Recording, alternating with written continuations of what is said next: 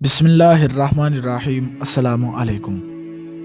روایت ہے حضرت عبداللہ ابن مسعود رضی اللہ تعالیٰ عنہ سے، فرماتے ہیں فرمایا رسول پاک صلی اللہ تعالیٰ علیہ وآلہ وسلم نے کہ سچ کو لازم کر لو، کیونکہ سچ نیکی کی طرف ہدایت دیتا ہے اور نیکی جنت کی طرف ہادی ہے، اور انسان سچ بولتا رہتا ہے اور سچ کی تلاش کرتا رہتا ہے حتیٰ کہ اللہ کے نزدیک سچا لکھ دیا جاتا ہے۔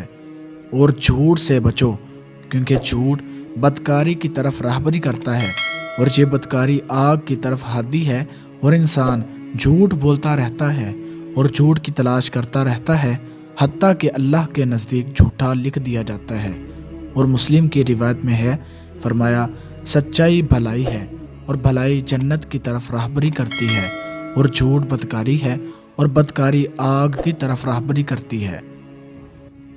روایت ہے حضرت ابو ہریرہ رضی اللہ تعالیٰ عنہ سے، وہ رسول پاک صلی اللہ تعالیٰ علیہ وآلہ وسلم سے روایت کرتے ہیں، فرمایا اللہ تبارک و تعالیٰ آسمان سے کوئی رحمت نہیں اتارتا مگر اس کی وجہ سے لوگوں کا ایک گروہ کافر ہو جاتا ہے۔